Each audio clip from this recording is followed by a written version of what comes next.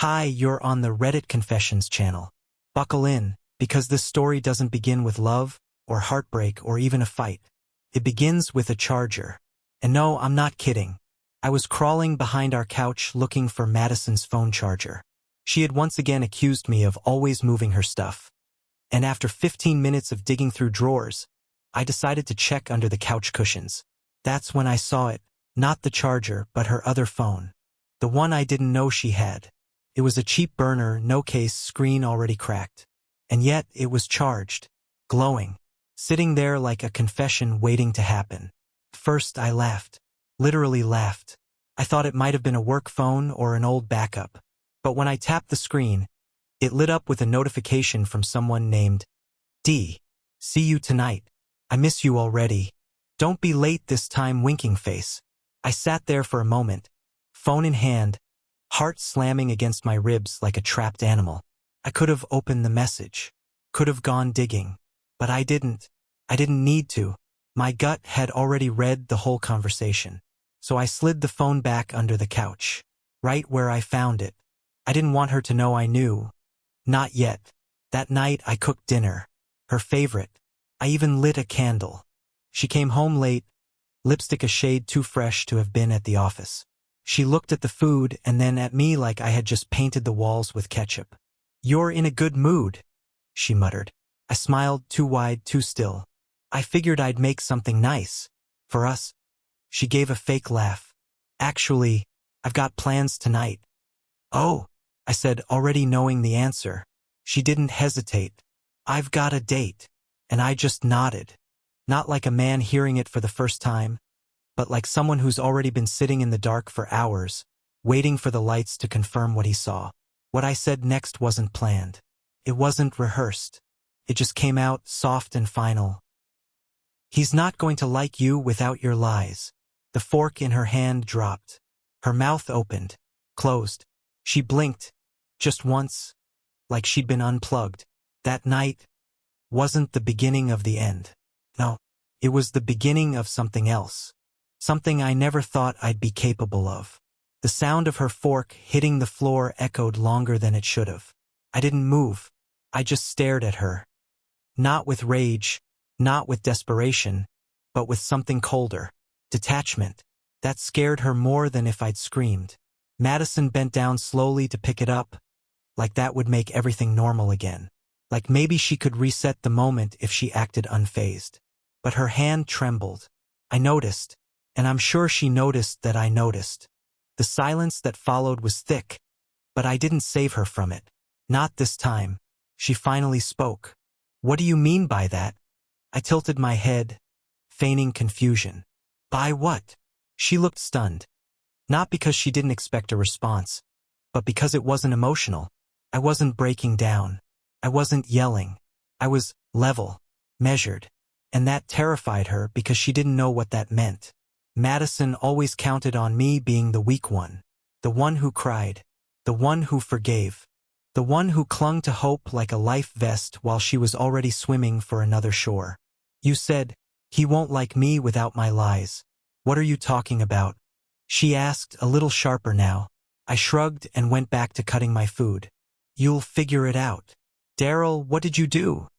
she demanded, stepping closer. And I just looked up with the kind of smile you give someone when the game's already over and they're still reading the rulebook. "Nothing you wouldn't have done if you were me." She stared at me like I was speaking in riddles, and honestly, I was enjoying it.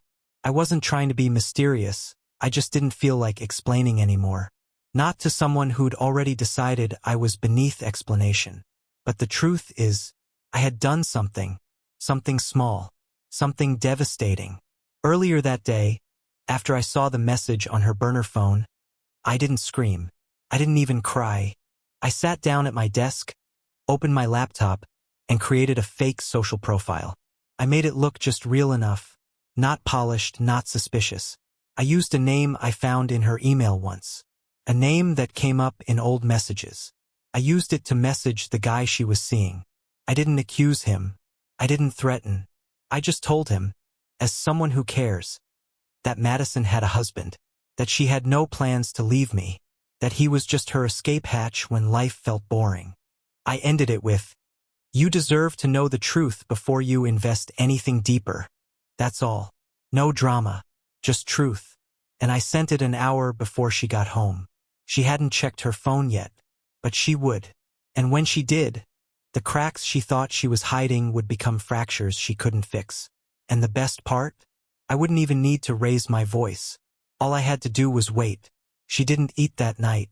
I don't think she even noticed the plate I'd made for her. She stood there for another 10 minutes, just staring, unsure whether to sit, scream, or bolt out the door. I watched her try to compose herself. Hands smoothing down the front of her blouse, her jaw tightening the way it always did when she was cornered. But still, she said nothing, just grabbed her purse and walked out the door, heels clicking like accusations against the hardwood floor. I didn't follow her. I didn't ask where she was going. I already knew. The silence felt like a reward. 2 hours later, I sat in the same spot, sipping cold coffee and listening to the clock tick louder than it had any right to. Then my phone lit up. Not hers. His. Unknown number. A screenshot. A single message. You said she was married. Thought you were lying. She just told me it was true. No greeting. No name. Just that. And attached a screenshot of their chat. He'd confronted her. She tried to lie at first, said I was just a bitter ex. But something I wrote must have stuck, because within a few lines, she cracked. Admitted the truth. She didn't want to lose him, but she had never planned on telling him about me, either. And then came the second message from him. You deserve better. I'm done with her. That's when I realized something strange. I didn't feel victorious. Not exactly. I didn't feel rage either. I felt released, like I just opened a window in a house that had been suffocating for years. But fresh air doesn't fix rot. You can still smell what's been decaying in the walls. She came home late, closer to midnight. I was still on the couch, same spot, lights off. She paused when she saw me, like a thief caught in someone else's home. So, she started, then stopped. Her voice was flat, exhausted. I didn't look at her. Just said, how'd the date go? Daryl, can we talk? I finally turned to her. Her eyes were puffy. She hadn't been crying when she left, but she definitely had since. And not because she felt bad for me. No, she was grieving him. She sat down across from me, her body small, curled in like she wanted to disappear. It wasn't supposed to go this far. I didn't mean for what? I interrupted, my voice calm. For me to find out? For him to find out? Or for you to lose both of us in one night? I just felt alone, she said quietly, like it was some kind of excuse. We haven't connected in so long. I didn't feel seen anymore. Could have argued. Could have listed all the times I tried to reconnect. All the dinners, the notes, the therapy sessions I suggested. But I didn't, because none of that mattered to her. All that mattered was the attention she found somewhere else. And now that it was gone, she wanted to crawl back to what was left of us. You lit a match in the middle of our marriage, Madison, I said softly. Now you're surprised the curtains caught fire. She opened her mouth, probably to beg or justify or twist this into something mutual. But I got up before she could. I'm sleeping in the guest room. Don't follow me. And for the first time in a long time, I didn't feel like the man begging to be chosen. I felt like the one walking away from a wreck. Not because I wanted to, but because staying any longer meant losing what little was left of myself. The next morning, I woke up to the smell of bacon. Madison never cooked bacon. She used to complain it made the kitchen greasy.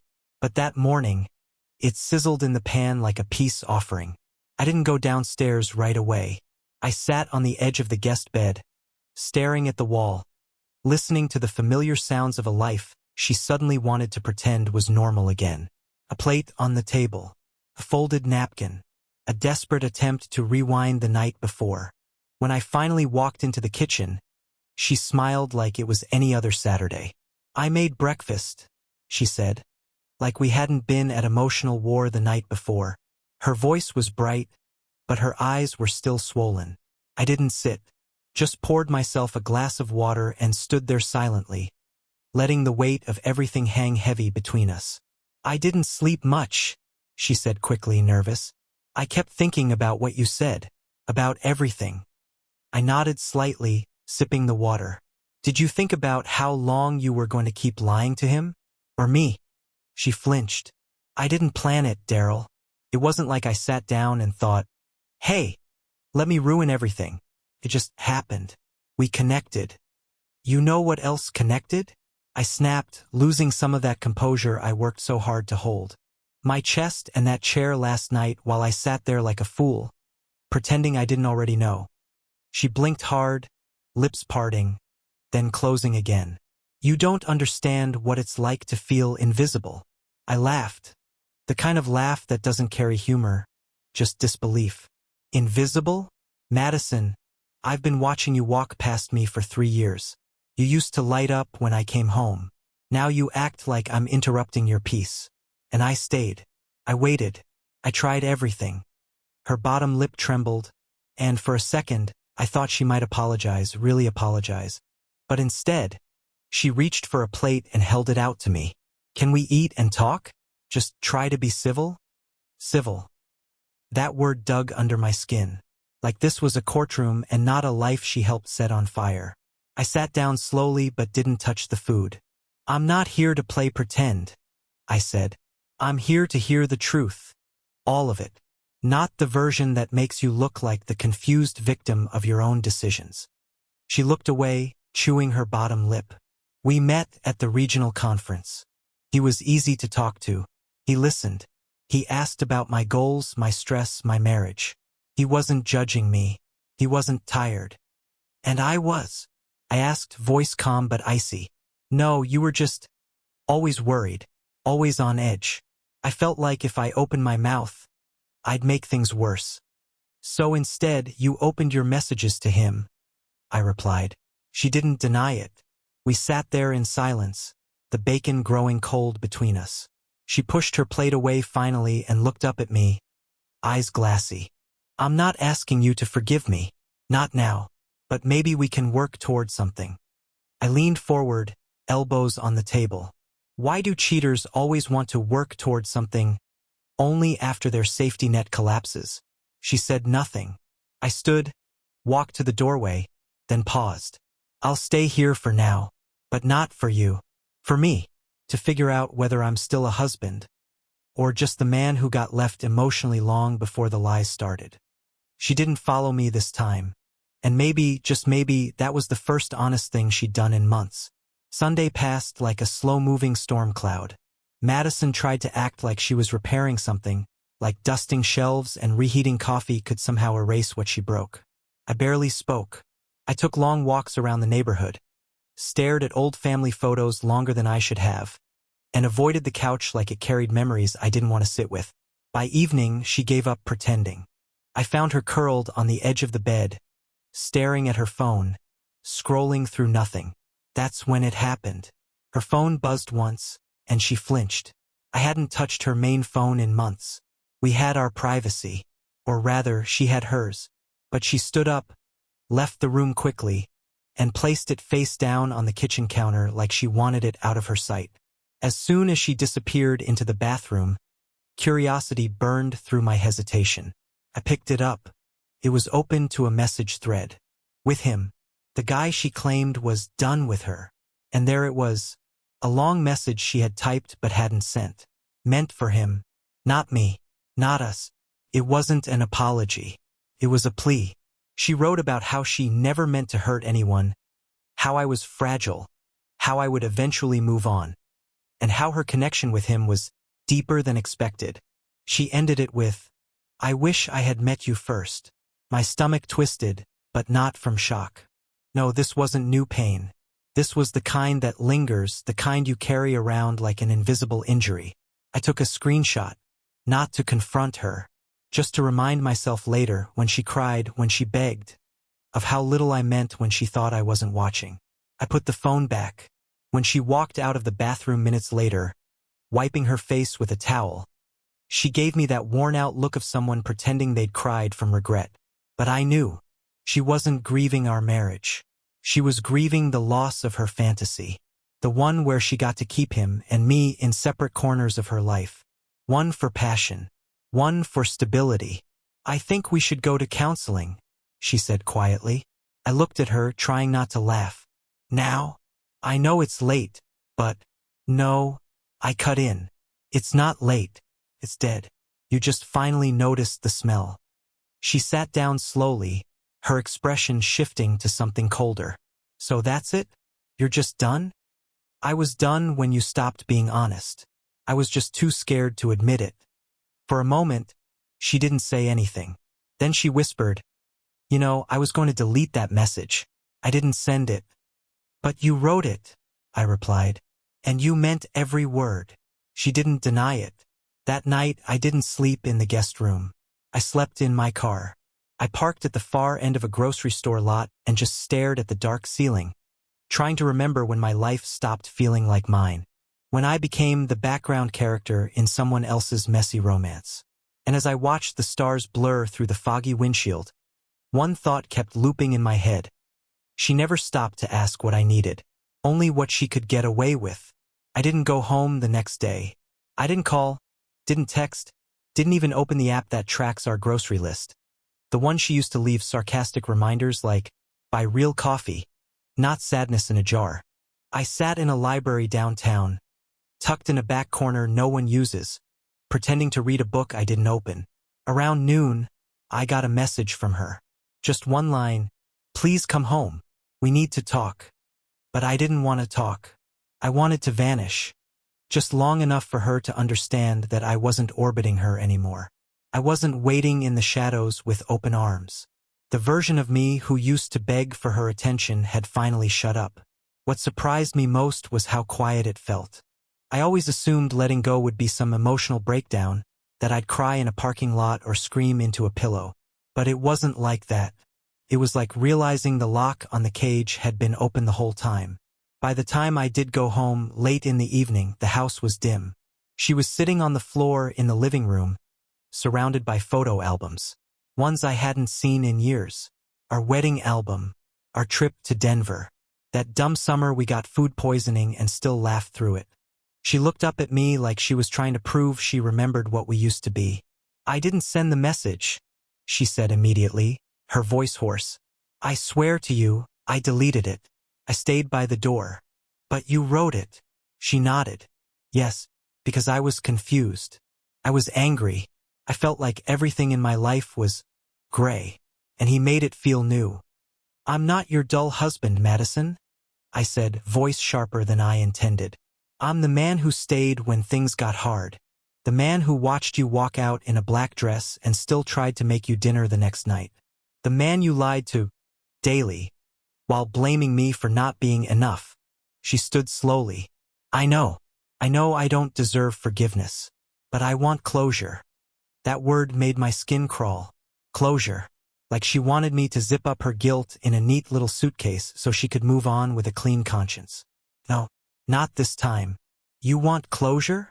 I said, stepping closer. "Fine. Here it is. You took something fragile and crushed it, Madison. Not with one decision, but 1,000 tiny ones.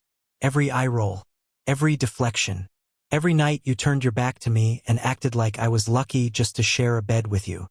Tears welled in her eyes, but I didn't stop. "You didn't just betray me. You erased me while I was still breathing. You replaced honesty with silence and intimacy with convenience. You didn't want a partner, you wanted someone to stand still while you ran." She broke down then. Finally, knees buckled, face buried in her hands. And yet, I felt a nothing. Not anger, not satisfaction. Just a strange ache that whispered, "Too late." I didn't move to comfort her.